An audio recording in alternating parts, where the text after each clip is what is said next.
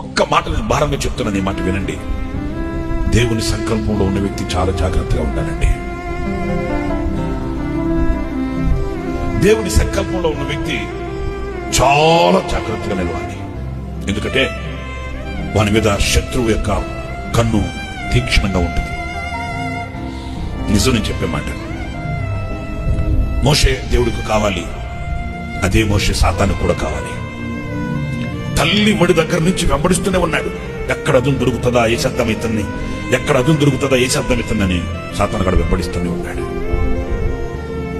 మరి ముఖ్యంగా ఈ రోజుల్లో ఇలాంటి పరిస్థితుల్లో నేను మీతో చెప్పగలిగింది, దేవునికి నీవు కావాలి, దేవునికి కావలసిన నీవు చాలా జాగ్రత్తగా ఉండాలి.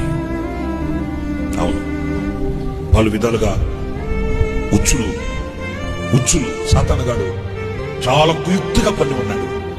మనం చాలా జాగ్రత్తగా నడవకపోతే మనం చాలా పోగొట్టుకుంటాం. నిజమండి. మోషే తల్లి ఒడిలో నుంచి తప్పించబడుతున్నాడు. మీకు మాట చెప్పనా, కన్నవాళ్ళు కూడా ఇక దాచలేకపోయారంట.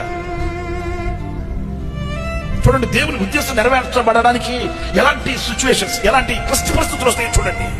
ఇక్కడే మనం తడబడిపోయాం. మనకు డౌట్ వచ్చేస్తుంది, దేవుని ఉద్దేశమేనా, దేవుని చిత్తమే.